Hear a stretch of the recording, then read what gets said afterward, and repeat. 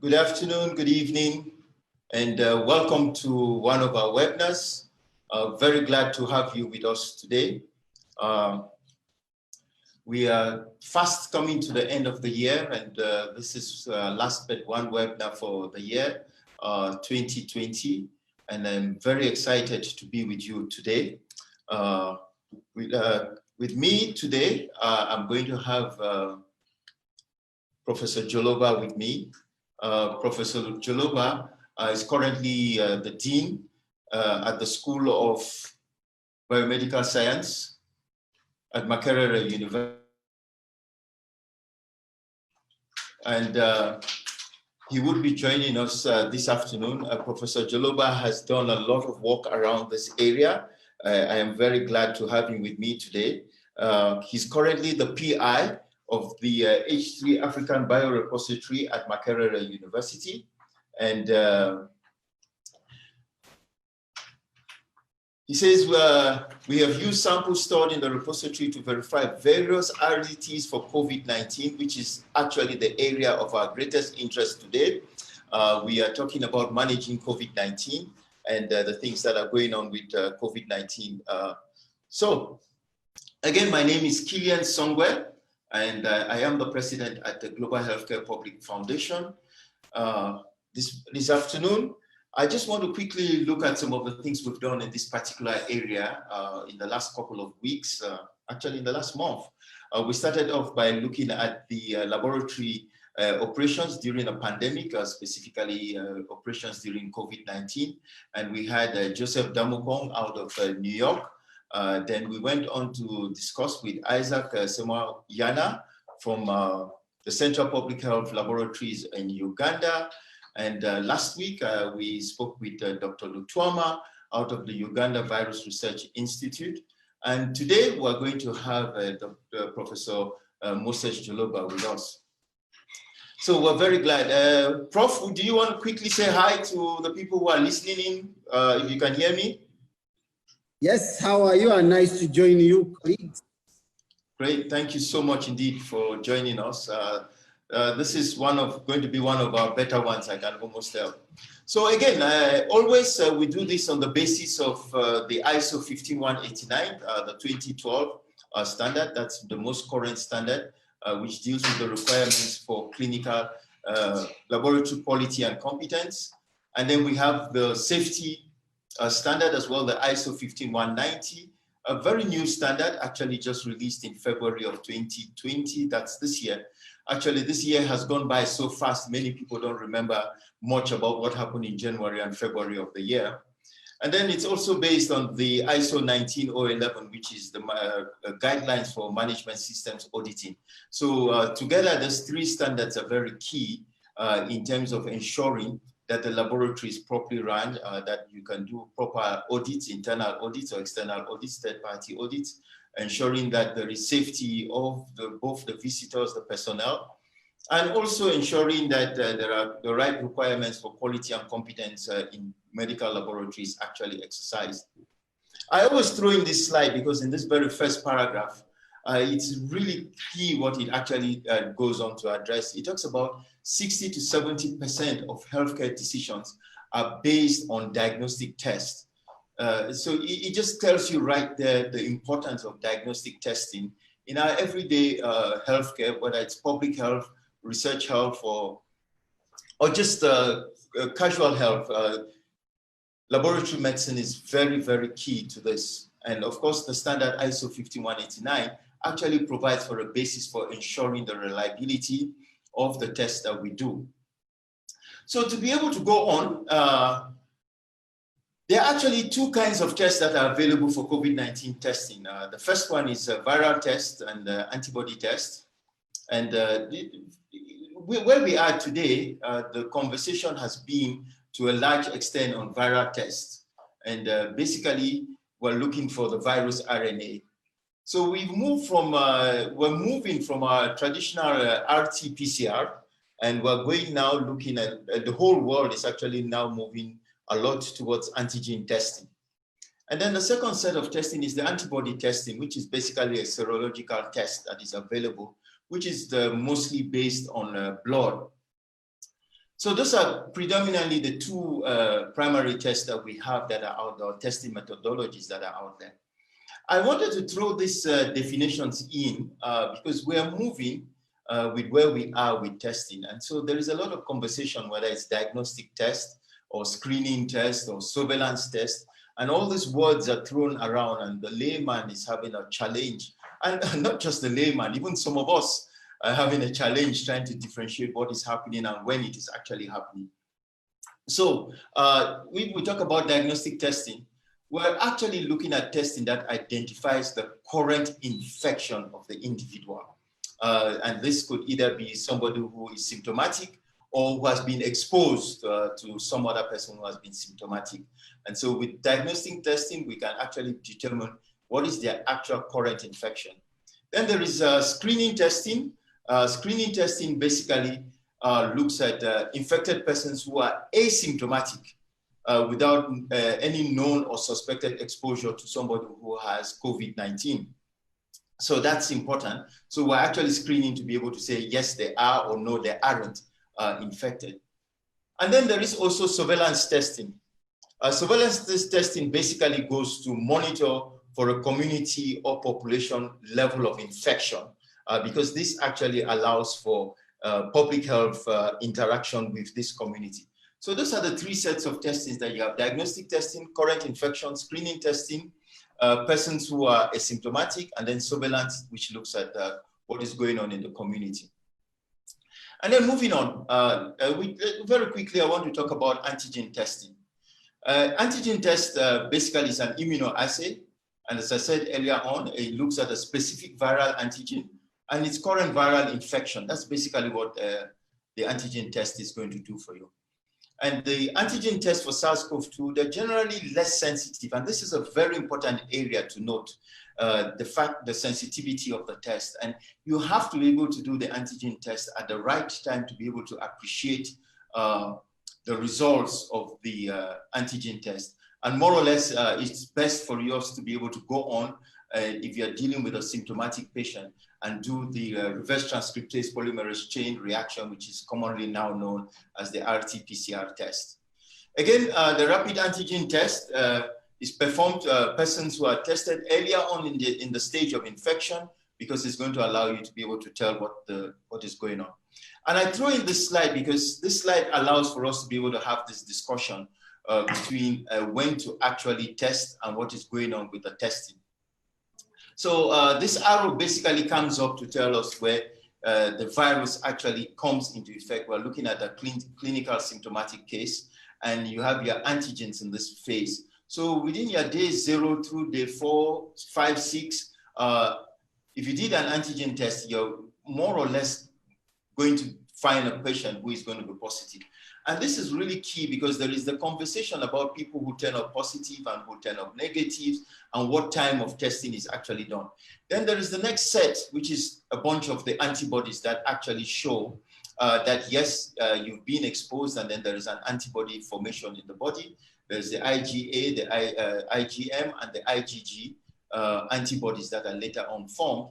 And nice to note, important to note how the IgG antibodies actually stay longest in the body.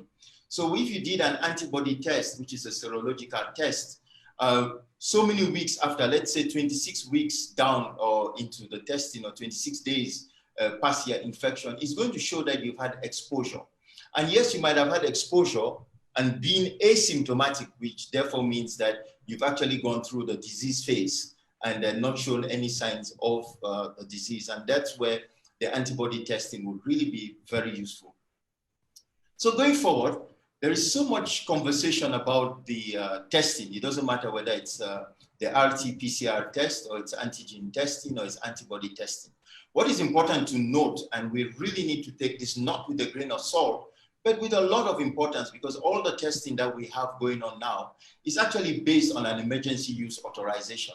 Basically, it says that there is not enough evidence to ascertain at 100% that this test kits are going to provide for us results that are 100% sensitivity or specificity.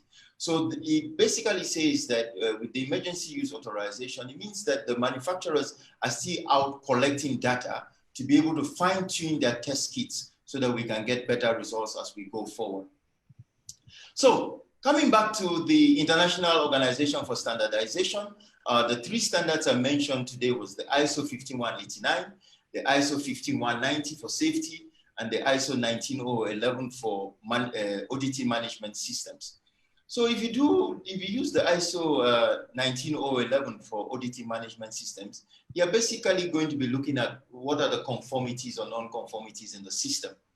And the slide that I bring up now, you see there is this one gentleman, and I don't know why I'm calling him a gentleman. He could also be one gentle lady who is just out, and because they are out, then we have a non-conformity right there.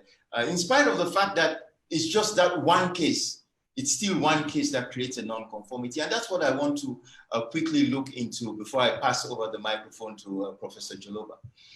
So looking here at management requirements, there are actually 4 very critical clauses in the ISO 15189 that allows us to be able to look at non-conformities. The first one is identification and control of non-conformities. Basically, that clause 4.9 actually allows us to be able to get an introduction into our system as to where we are going to find non-conformities and how we're going to identify these non-conformities. And basically, all our management systems need to define how we do get our non-conformities. Basically, to date, there are actually 4 main areas for identification of non-conformities. The first one is most probably, what do your own standard operating procedures say you have to do? And if you don't do them, yes, then you generate a non-conformity. What are the regulations in the space in which you are working in? These are regulations, either country regulations, regional regulations, or international regulations. What do they require you to do? Then there are also the regulations or requirements from an accrediting body, if you are interested in being accredited. If you do not follow the regulations from the accrediting body, then you will certainly have non-conformities. And then last but not least, I think the most important one is actually following the requirements of the standard ISO 15189. So should that happen, those are areas where you identify non-conformities. Then there is the issue of managing those non-conformities, corrective action, and preventive action. I state this too because there is only one difference when you look at the standard between corrective action and preventive action. And it's actually in the first clause, the sub A of the both clauses. In corrective action, clause A says you review the non-conformities. And in preventive action, it says you review laboratory data. Because in preventive action, you're reviewing data to stop the potential of a non-conformity happening. Whereas in corrective action, the non-conformity has already occurred, so you're now reviewing that non-conformity. Should the first 3 clauses happen, that's clause 4.9, clause 4.10, and clause 4.11, then you go into clause 4.12, which is continual improvement, which allows you to be able to strengthen your system based on the identification of the corrective actions and the preventive actions that you've made. So basically, this is what this whole, if you're going to put it into a schematic, this is what it looks like. So there is a problem, there is a non-conformity that is clearly identified, there is an immediate action which is defined by your system, which could be taken, and then there is a record of what the non-conformity is. That's phase 1. Then phase 2 would be if that non-conformity is not treated by the immediate action, then you're going to perform a root cause analysis, determine a corrective action and develop a corrective action plan. And then you go to phase 3, which is now implementing the corrective action plan that you've identified. Then you go through the next phase, which is going to be record results from your corrective action, and then review those, the effectiveness of the records over a period of time, depending on what your system has set, or depending on the frequency of executing that particular technique. So if you're going to execute that technique twice a month, then it means that your review period might be 6 months because you want to have enough times to be able to say that the corrective action implemented actually solved the problem. However, if on the other hand, you're testing 3,000 samples a week, then maybe your review period might be 2 or 3 weeks because you would have had over 9,000 frequencies to be able to say the corrective action implemented actually did solve the problem. Should you not be satisfied after a review, then you go back again and you look at the root cause analysis that was performed, and then you repeat the whole cycle. Should you be satisfied, then of course you go to the next logical step, which will be to close the non-conformity. And this basically brings the whole identification of non-conformities and the corrective action processes into full play, ensuring the effectiveness and suitability of the management system that you're using to produce patient results. So, Prof. Joloba, at this point, I've given a good background on what goes on with testing and the lab and how we want to ensure the reliability of our lab. And at this point, I'm going to invite you to give us background. You've been doing so much testing since COVID broke in Uganda. You're kind of sort of one of the epicenters for COVID testing in the country, besides the Central Public Health Lab and the Uganda Virus Research Institute. So it was really important for us to bring you on so that we could actually share some ideas about what you're seeing, what you're actually doing, percentages of false negatives, errors that you've seen, so that we could have that discussion. Over to you. Thank you, Killian and Professor Killian, for that very good introduction, actually. I will be very happy to share my slides. Okay, if it goes well. Okay. I think we are there. Yes, okay. I can see your slides. Great, thank you. Thank you very much. And as Professor Killian said, it was a very good introduction to what I am going to present. And I really don't have to go through more details. He has made my work easy. And I would want to say that in this presentation, I'm going to share much of my experience and some data. And I welcome questions we shall discuss together. I've already seen some questions which have come ahead of me. So this, according to the Worldometer, Uganda, as of 22nd, had about 18,000 cases and 170 deaths from COVID-19, and quite a good number of patients, about 9,000 have recovered. Like my brother, Professor Killian, emphasized that diagnostic testing is very key in managing of many conditions. It contributes over 50 or 70% of care. So timely and accurate COVID-19 laboratory testing is key for planning, prevention, management, surveillance, and research.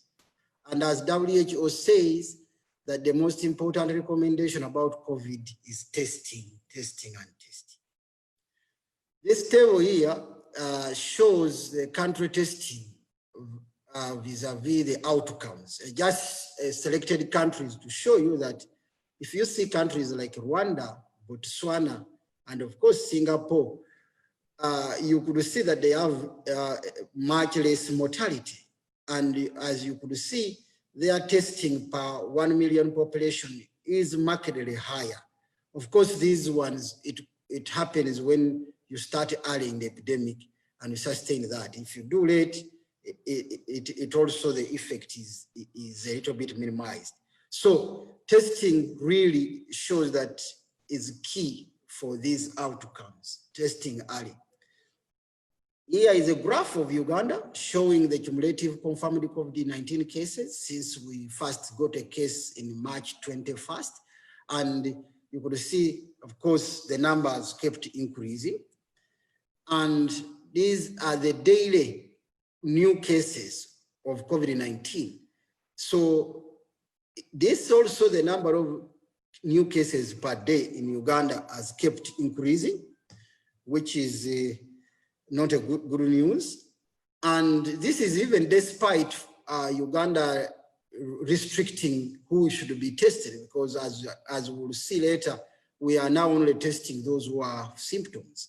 So this number of cases has kept increasing, which is not a very good sign. And when we see the number of tests done per 1,000 population in Uganda, we had a quick ramp up from April after we got the case, and now we are seeing these numbers reduced. Of course, this could be explained by the limitation of who should be testing. And now Uganda can only test those who show signs and symptoms to the virus to better allocate resources to those who need them best. also to travelers and people under special circumstances. If you are to meet big dignitaries, either local visiting dignitaries, you're also supposed to test. In September 2020, Uganda also said that contacts of persons who have tested positive for COVID-19 do not necessarily need to be tested or quarantined unless they have signs and symptoms. So these limitations have reduced the number of tests per 1,000 population, which we see here in this country. Of course, the big question we really have to ask, are we doing enough testing to monitor and control this outbreak? This is a $1 million question, which you could ask. This map here shows that Uganda is now has a positivity rate of about 10%, meaning that of all those people with signs and symptoms we are testing, about 10% of those have COVID. And WHO recommends that the positivity rate should be at least 3%. So which shows that actually we are on the higher side. We should be testing more. Of course, you could argue that we are being those people with symptoms and signs, but it again tells you that we could do better to come into that positivity rate. Looking at mortality and death, of course, we had a very good period from March up to July, where there was no zero deaths, much as we are testing for COVID and confirming cases. Predominantly, most of those were asymptomatic. We are tracing them early. But from July, we begin to see a number of COVID cases increasing. And more worrying, actually, that if you look at this graph, which tells you the daily number of confirmed deaths, this number have kept increasing. This graph, of course, shows an average of about data for a week or 7 days, which was smoothing the curve. But it shows that the curve is going upwards, meaning we are seeing more deaths per day as we go down the road. So looking at case fatality, which this means that of those people who have been diagnosed, who die, this actually, as I said, from up to July, we didn't have death, but now this number has kept increasing. And it is very important to note that 50% of those people dying are either over 50, are either diagnosed after death, that's on postmortem, or they die within 2 days of admission. So meaning people are coming late, and we are seeing increased fatality rate of COVID pandemic in this country. So it's not a very good sign. And that means we are not diagnosing in time, so which is a diagnostic challenge. And this begins to show another worrying sign. If you see the map of Uganda here, the red shows something like that the epidemic, much as it initially was urban in Kampala, is increasingly becoming rural. And many of the people we are diagnosing now have an history of having attended a funeral, having been on a wedding. Of course, now we have churches and campaigns. Of course, I hope I'm not causing problems to myself, but these are realities that these are increasingly causing problems to the rural areas, which initially didn't see a big part of this epidemic. And of course, the elderly have more likely to have severe outcomes, and those people who have underlying conditions. So as the epidemic becomes rural, there are less facilities in the rural area, challenges in accessing diagnostic facilities, or delays in results return. So these bring another part of the challenge in terms of diagnosis. Uganda is very well endowed, of course, as we can say, that for PCR testing, which Professor Kilian has emphasized, we have accredited 14 laboratories which are able to do COVID testing with varying capacities. But at least this is a good number. But you will notice, of course, if you know Uganda, majority of these are actually in the urban areas in Kampala, and a few of them on the border points. So that also brings a challenge as the epidemic becomes rural. And we could share experience in other countries. In the US, also initially testing was centralized, but now it has been liberalized to local places, states, and university labs. In South Korea, which is a very good example of control of this epidemic, over 100 labs are testing, including side labs in the lab booth, which are lab booths.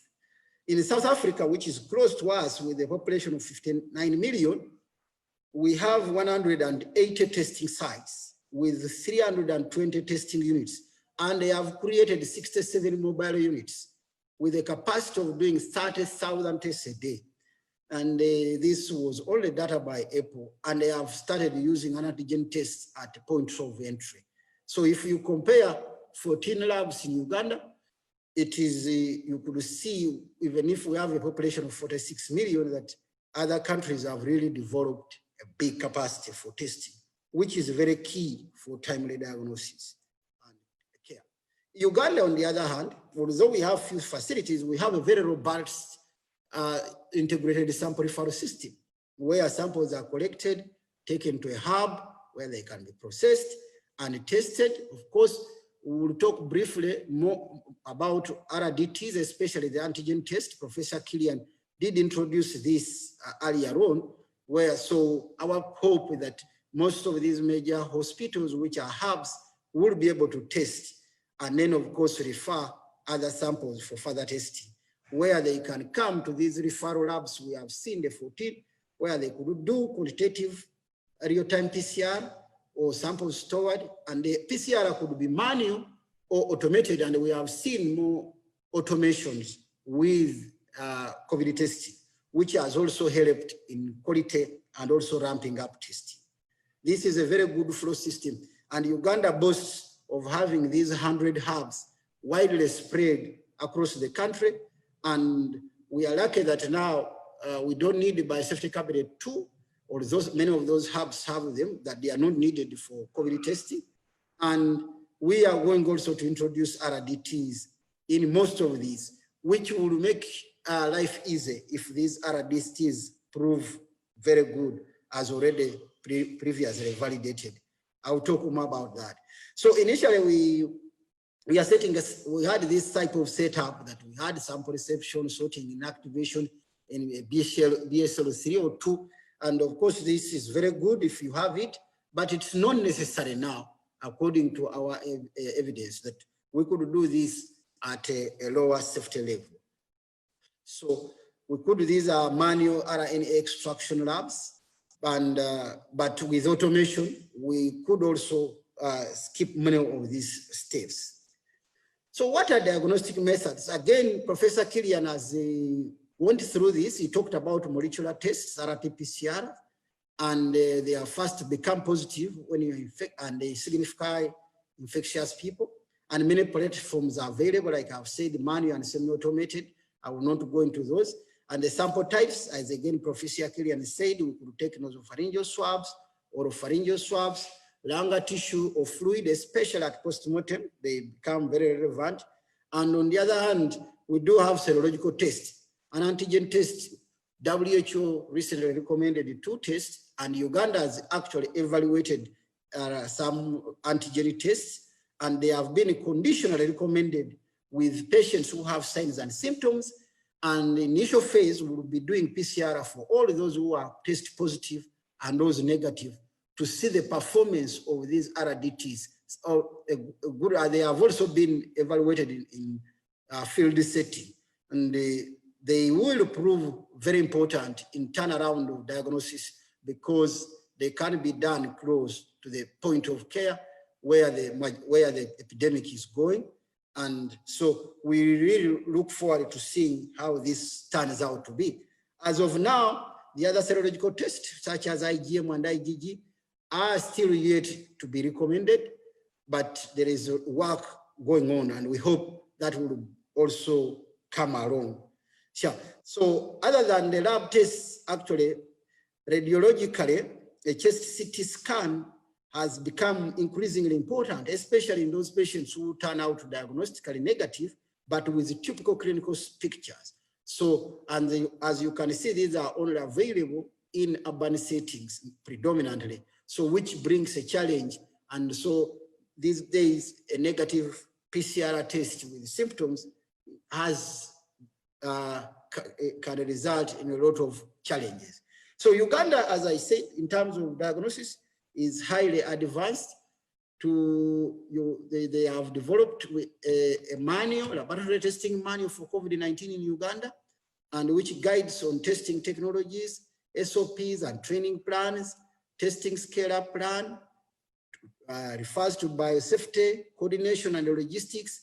And of course, there is need to keep it updated as new things come along.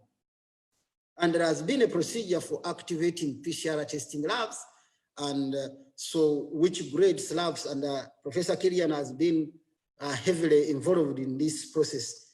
And good enough that most of the labs, as he said, are given support to do corrective actions so that they really can run.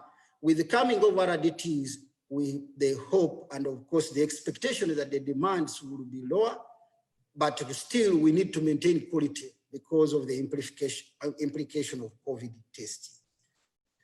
So there is a lab assessment process for who qualifies to be able to test, looking at biosafety, infrastructure consideration, logistics, quality assurance, records and information management, human resource, which will results into a score which decides whether the site is ready. And so similarly, we'll do the same for the antigen testing. For Uganda, there are different setup into RT-PCRs. We have different platforms, for example, GeneXpert, Biorad, ABI, Roche. We also have different extraction methods. We have various PCR reagents and primer sets.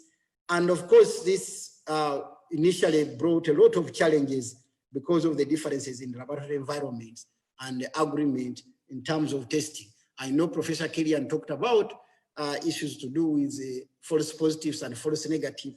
And these, of course, could have be resulting from these variations in platforms and approaches. But I think with time, we have the system has matured and the country is more confident of their results from the accredited laboratories, and as an interlaboratory comparison and quality assurance systems have been established. So, as I said, the hope is to have RDTs having less sophistication and going further to the populations, and hopefully they will perform very well to our expectations. And so there is hope along the line. Talking about challenges, yes, initially there were issues where we could think that they were false positives and false negatives. Colleagues, there is no test which is 100% sensitive and 100% specific. And even if the test is accuracy of with a sensitivity of 99 or a specificity of 99%, if you do many tests, like 1 million tests, you will have a good number of people of tests which may not actually be correct. But that does not mean that the test is not useful. And of course, these challenges could happen more in pre-analytical, as we know, and also in analytical and post-analytical phases. Currently, actually, our biggest worry are false negatives, because remember, these people come with symptoms, and if you miss a positive and patients are not able, for example, to do further tests, the repercussion could be very heavy because the disease progresses very fast. Of course, we have had pressure of forging results for people who want to travel for various reasons, doing business. They see they will be losing. We have seen people going in town forging results, and that also affected our performance.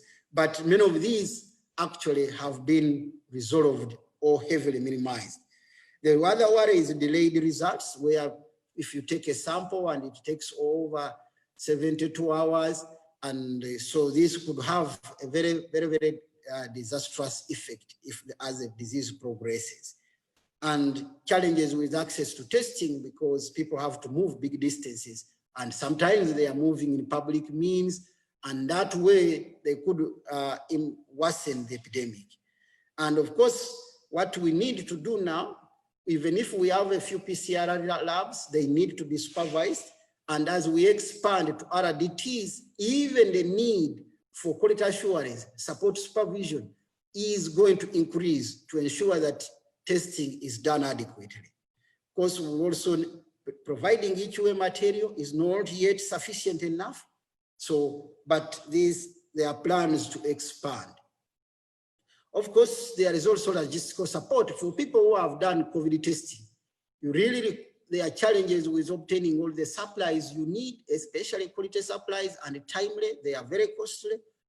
Facility maintenance and HR support. Typically, labs work day and night, and with a very minimal resources.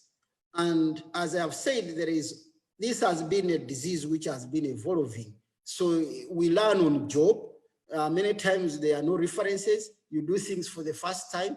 And so we kept going on. Of course, right now, there is a vaccine which is coming. We will need to know how the vaccine will influence our testing, how will the testing be, the relevance of testing in the situation of a vaccine. All of these we are ready to learn on job, and nobody has answers, but we have to do it. Of course, as I've said, there have been challenges with verification with no clear reference, and also various platforms. And stigma affects us diagnosis, where people have late care seeking behaviors. We have seen many people trying to take home remedies, trying to dodge to coming to hospital until when it is too late. And that, of course, doesn't help, especially if you have delayed testing or with the sophisticated testing. So the outcomes could not be very good. So in addition to COVID, I will just slightly touch this, and then we go for questions and answers, which I know is I will learn and we learn from each other. COVID-19 is affecting diagnosis of other diseases. For example, I will show you just this graph to show that by the time COVID came, the GeneXpert utilization was about 73%. When COVID came in April, this went as low as 25%. It's slightly coming up, but that means that the disease are worsening. And now the prediction is that instead of ending TB in 2030, we'll be ending it in 2045 if things go like this, or even later if we don't control the COVID epidemic. So you know, it does not only affect other diseases, it has economic effect, it has other effects, so which you all know well, which affects our laboratory performance. I want to end here and thank you very much, and look forward to your questions. Thank you. Thank you so much indeed. That was a great presentation, as always. There is no doubt. I'm glad that we refer to each other as brother, and I know we've been having this relationship going on for a long time. But you've actually touched on some really, really important things. I hate to start with where you ended, but yes, a lot of the time when we get into one of these pandemic situations, we always end up in a situation where we forget that the whole public health system still continues to exist, and there still needs to be a total factor of our response to the pandemic. And I think you kind of end on a really sore throat note when you're talking about TB going on to 2040, when so many people were looking at it kind of over in the next half decade or decade. But again, it just puts an accent on the point on how we have to manage the whole healthcare infrastructure and that kind of a thing. And also, there was something else that you mentioned.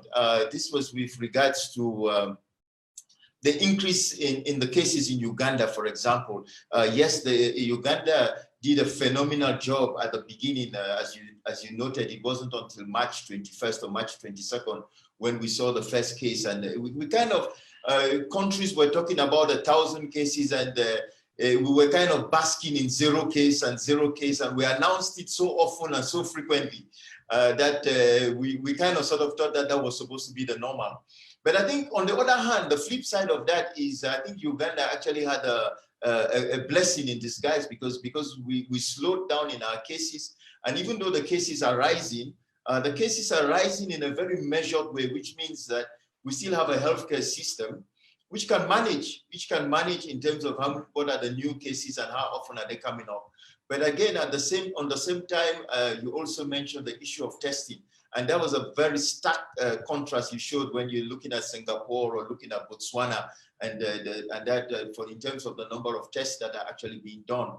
I think truly, if we actually get our testing up, then I think we're going to end up in a situation where we're going to truly overcrowd our hospital systems. That's one. Or two, we might actually find out that some of the deaths that we're actually not registering now are actually COVID deaths, and so we might actually get a lot more deaths that are coming up. But just so that we go into the Q&A, there are a couple of questions from people who actually had some questions just before we even came on the air. Thank you so much indeed for your questions and comments. Prof, if you don't mind, Moses, do you want to take on the first two there? I think the first one was, what is the percentage of false negative? You are in a testing environment, you might have a better answer than I would. What is the main reason for some of those false negatives? I think the first question was, what is the percentage of false negatives and false positive regarding the experience in Uganda? Yes, thank you very much, Kilian. I was looking for my.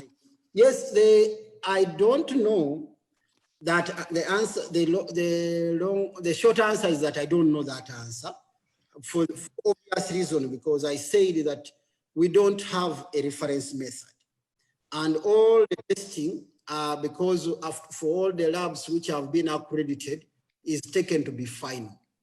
So, however, we have had some interlaboratory comparisons, and it's not uncommon even in the same lab, especially for the tests which have high CT values, meaning very low viral load. If you repeat it to find that it was positive and it turns out to be negative. So that answer remains actually unknown, but there is no doubt there are situations where you could have these false positives and false negatives, because this is inherent on all testing platforms. But I can confidently say this has been heavily minimized in Uganda by very high quality labs and quality assurance. But actually now, as I said, our biggest worry is more false negative, because patients are coming with symptoms, and at times this could be due to pre-analytical causes, as I've said, because if you don't take off the sample very well, and we have seen that, where we go back to take off a sample from the same patient, and then you find it's different results, and exactly even in the same lab. So that actually really is a big worry, and although it has not been measured like that. So I think that's what I need to tell you, that the quality of the labs is very good, but still we really those can happen, and the system is designed to detect and correct that. Thank you very much. Yeah, that's a very important thing you mentioned there, because a lot of the times people actually kind of tend to think that it's all about the lab. But this is a total process, and the process starts with actually the sample collection. And if the sample collection is not properly done, then it definitely has a great impact on the testing and the quality of the test that is going to be gotten. But then again, since it's a whole spectrum, you have from the collection of the sample, you have the transport media being right, the right volumes, the actual testing, and then you even have an issue of resulting, which can actually pose some problems in terms of, is there a transcription error? And if you have a transcription error, how do you know it's a transcription error? They're going to say the lab turned out a result which was positive or negative. So it's a whole spectrum of things that happen, and we started by having the conversation talking about the whole area of identification of non-conformities and the corrective actions of non-conformities. It's a big thing that the labs need to look into to be able to ensure that the results that are put out from in the entire spectrum are right. You have you're going to take a nasopharyngeal swab, and then the patient jacks backwards, and then you come out. You don't have anything on the swab.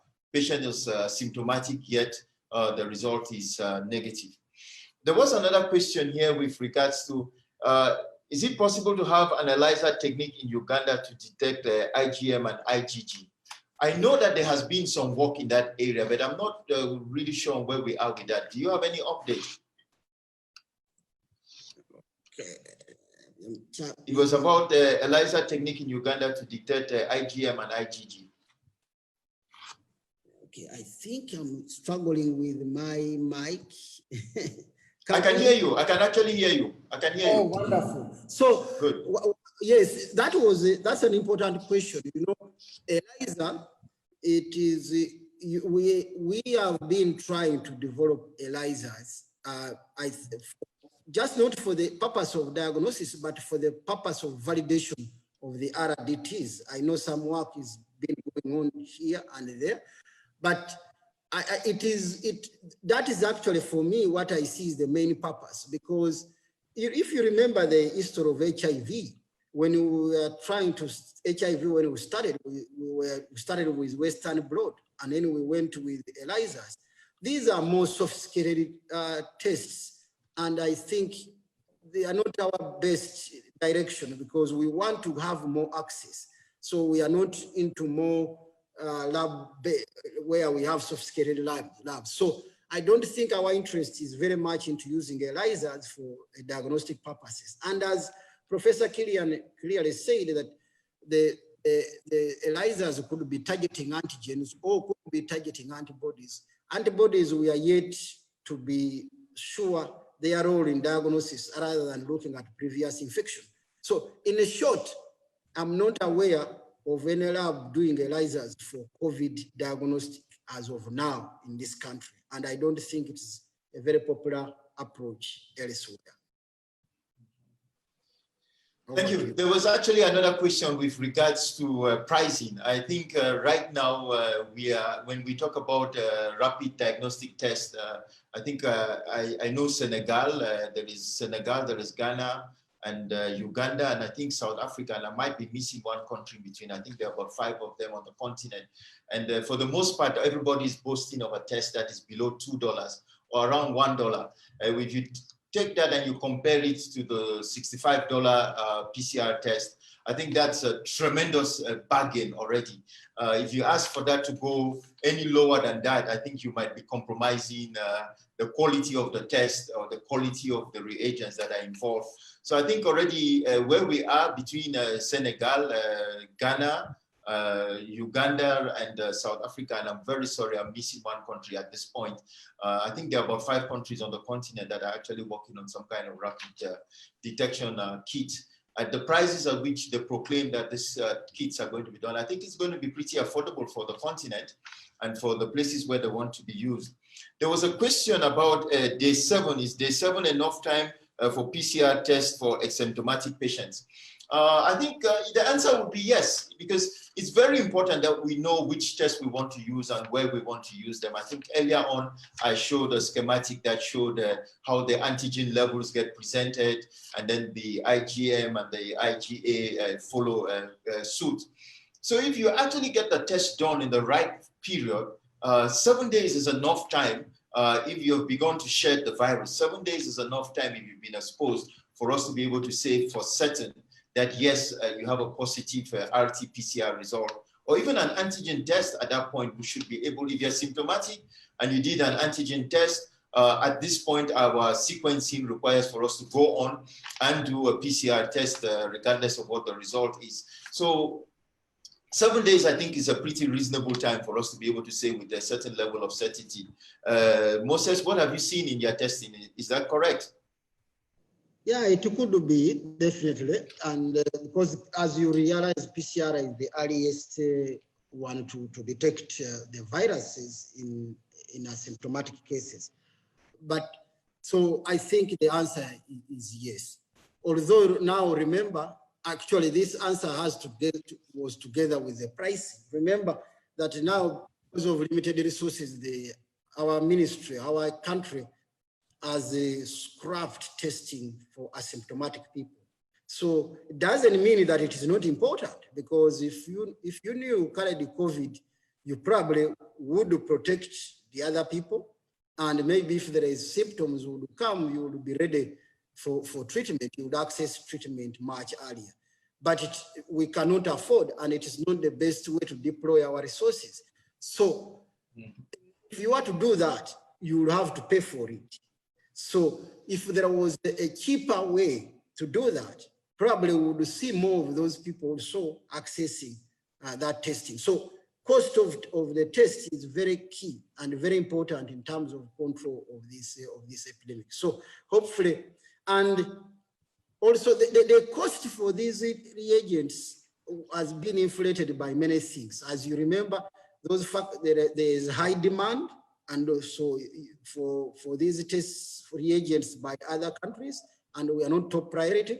And also there were travel restrictions, and so that brought problems. So we hope as these things get better and more people get involved in manufacturing these reagents. By the way, on the record, the Makerere University, with support of Uganda government, we are in the process of developing and synthesizing some of these kits, primers, and enzymes. So hopefully these will help in reducing costs. So I think eventually we may see some relief, but it's still high as we stand. Okay. Yes, there is another question with regards to telling if somebody contracted the virus and then they get cured, what is the potential that they're going to contract the virus again? I still continue to say that we're in a very early stage. We've not even gone through a full cycle of the COVID infection. I guess we're still, if I may, we're still well into the 11, 12 months of the virus infection. I think we'll need to give it at least a good 18 months and thereabout for us to be able to go through a proper cycle, to be able to tell. But right now, it is clear when we look at what is going on in Asia, we look at what is going on in Europe and the States, there are a number of recurrent positives. So we cannot say for certain where we are today that if you've been exposed once, you are certainly going to be free from a second exposure. And also, there is also the question of the mutation of the virus. The virus has actually been mutating very phenomenally fast since November of 2019 to where we are now. So I think we need to go through 1 or 2 cycles to be able to see what we actually have in terms of the virus, and then be able to see what actually is the reinfection rate, to be able to say for certain, say for certain that there is not a chance of being reinfected, or that there is a strong chance of being reinfected. But I don't know if in any of your testing, have you seen anybody who tested earlier on and said they were cured and then came back and said that, oh, it looks like now they're positive? Do we know anything about that in Uganda? Yeah, sure. I have experience. I've seen many people whom we test and they are negative, and then they come back after some time and then they are tested and they are positive. Of course, the question is not in a well-organized study, so I couldn't give you rates, but you could see some studies done in the US, this could go as high as 20%. The question is, and of course, these are studies where people have even gone ahead to sequence the viruses. Of course, nobody knows what type of immunity so far, how long that immunity lasts, and what does the immunity vis-a-vis exposure? You could be immune, but if you have a heavy exposure, it could overcome the immunity. All those factors, it is still an evolving field. So please do not take it for granted that after you got infected and you have recovered, then you are totally immune. So you really need to keep being protected. Actually, my friends who have gotten COVID are more conscious because they have seen that it was a tough disease. They are more cautious than those who have not got COVID. So please err on the side of caution. Over to you, Kenny. Okay. Thank you so much indeed. We're going to try to go to the chat and take at least 2 or 3 questions. We've never had this many questions come up before, but that's a very good sign that there are many people actually looking in. There is one here from Dr. Jacqueline from Baylor. Thank you so much, Professor Moses, for the wonderful presentation. Not sure you touch on this, but I'd like to know the sensitivity and specificity of the current antigen test. Well, that's a very good question. The current antigen test was done. It was a validation so far and field validation, and I don't have the figure offhand, but I will try to remember. I could share with you. When you look at PCR, where there was a low CT value, meaning a high viral load, the sensitivity went as high, I think, as 80%. But I will definitely give you the figures. But the sensitivity was poor, where the CT values were very high, meaning that this was a very low viral load. So the thinking is that it could be where it is negative, you are still stuck, but where it is positive, and it's given that it is fast, it could really help sort out many cases, so that those who are positive, they are sorted. And so those who are negative, then you may have to do, for now, the way Uganda wants to go fast is whether you are positive or negative to send all samples for PCR.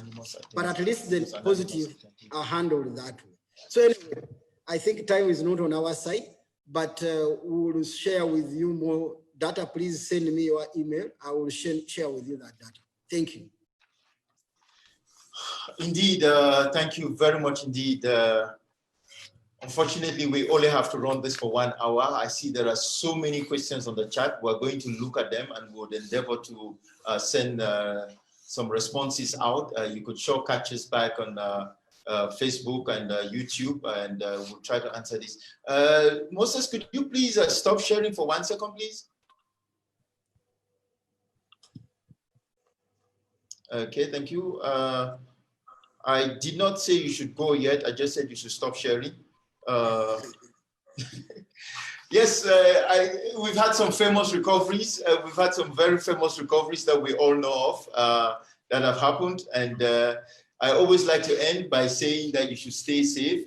But this time, next week, Monday, same time, same place, we're going to have 3 very phenomenal guests with us.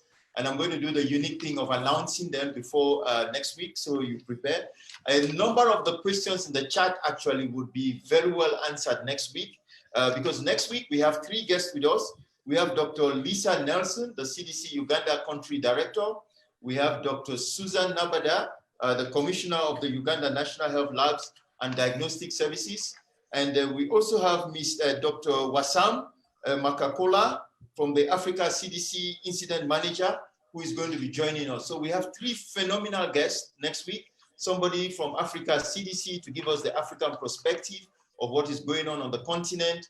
The Commissioner, Dr. Susan Nabada, to tell us what Uganda has been doing so far. And Dr. Lisa Nelson to tell us how they have supported the activities going on in Uganda with regards to COVID-19. So next week, we're going to have a very phenomenal trio, and I look forward to seeing you same time, same place. But again, please continue to wash your hands with enough soap and water. Sanitize in the absence of that. Have some kind of face wear as often as possible. And that does not negate the fact that we still need to maintain a lot of social distancing.